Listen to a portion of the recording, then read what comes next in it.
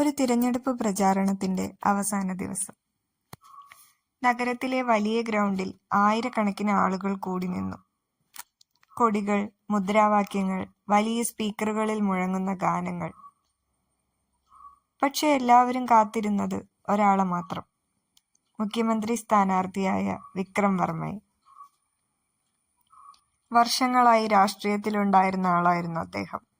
ചിലർക്കവൻ hero, ചിലർക്കവൻ വെറും മറ്റൊരു രാഷ്ട്രീയക്കാരൻ. പക്ഷെ ആ രാത്രി സ്റ്റേജിന് പിന്നിലിരുന്ന വിക്രത്തിന്റെ മനസ്സിൽ വലിയൊരു സംഘർഷമുണ്ടായിരുന്നു. കാരണം ആ ദിവസം രാവിലെ ഒരു ചെറിയ സംഭവം അദ്ദേഹത്തെ മുഴുവൻ മാറ്റിയിരുന്നു. പ്രചാരണ യാത്രക്കിടെ അദ്ദേഹത്തിന്റെ കാറ് ഒരു ഗ്രാമത്തിൽ കുറച്ചു നേരം നിർത്തി.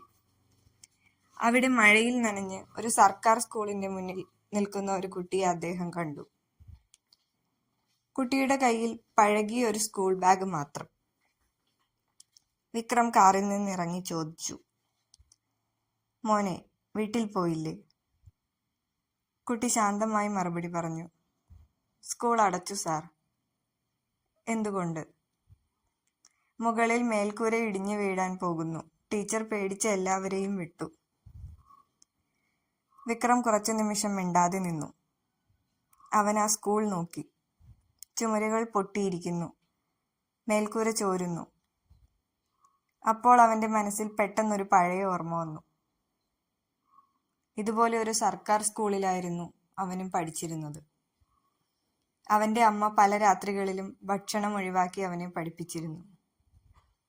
"ഒരു ദിവസം നീ വലിയ ആളാകണം." അമ്മ പറഞ്ഞ വാക്കുകൾ അവന്റെ ചെവിയിൽ വീണ്ടും മുഴങ്ങി. പക്ഷെ ഇന്ന്, വർഷങ്ങളായ രാഷ്ട്രീയ ജീവിതത്തിൽ, അവൻ ജനങ്ങളെക്കാൾ വിജയത്തെക്കുറിച്ചാണ് കൂടുതൽ ചിന്തിച്ചത്. ആ രാത്രി സ്റ്റേജിലേക്ക് കയറുന്നതിന് മുമ്പ് പാർട്ടി നേതാക്കൾ പറഞ്ഞു, "സാർ, പതിവ് പ്രസംഗം മതി. എതിർ പാർട്ടിയെ ആക്രമിച്ചാൽ ജനങ്ങൾ കൈയടിക്കും." വിക്രം ഒന്നും പറഞ്ഞില്ല. സ്റ്റേജിലേക്ക് നടന്നു.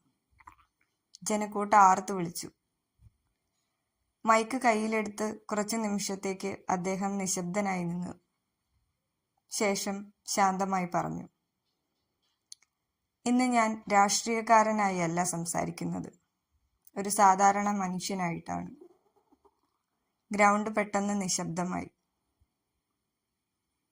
വർഷങ്ങളായി നമ്മൾ വാഗ്ദാനം പറയുന്നു, റോഡുകൾ, ജോലി, വികസനം.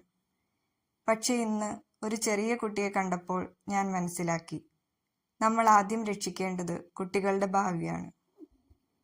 അദ്ദേഹത്തിന്റെ ശബ്ദം പതുക്കെ വിറയ്ക്കാൻ തുടങ്ങി. ഒരു സ്കൂളിന്റെ മേൽക്കൂര പോലും സുരക്ഷിതമാക്കാൻ കഴിയാത്തവർ രാജ്യം മാറ്റുമെന്ന് പറയാൻ അർഹരാണോ? സ്റ്റേജിന് പിന്നിലുള്ള നേതാക്കൾ പരസ്പരം നോക്കി. ഇതവർ പ്രതീക്ഷിച്ച പ്രസംഗമല്ലായിരുന്നു. പക്ഷേ ജനക്കൂട്ടം മുഴുവൻ നിശബ്ദമായി കേട്ടുകൊണ്ടിരുന്നു. "ഇന്ന് ഞാനൊരു വാഗ്ദാനം മാത്രം നൽകുന്നു," വിക്രം പറഞ്ഞു. "ഞാൻ ജയിച്ചാലും തോറ്റാലും ഈ സംസ്ഥാനത്തിലെ ഒരു കുട്ടിക്കും പഠിക്കാൻ പേടിക്കേണ്ട അവസ്ഥ ഉണ്ടാകരുത്." അവസാന വാക്കുകൾ പറയുമ്പോൾ അദ്ദേഹത്തിന്റെ കണ്ണുകൾ നിറഞ്ഞിരുന്നു. ചില നിമിഷങ്ങൾ ആരും കൈയടിച്ചില്ല. പിന്നീട് ജനക്കൂട്ടത്തിൽ നിന്നും ഒരു ചെറിയ കൈയടി ഉയർന്നു.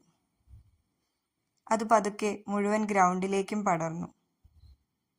ആ രാത്രി ആദ്യമായി ഒരു രാഷ്ട്രീയ പ്രസംഗം ആളുകളുടെ ചെവിയിലല്ല, ഹൃദയത്തിലായിരുന്നു മുഴങ്ങിയത്.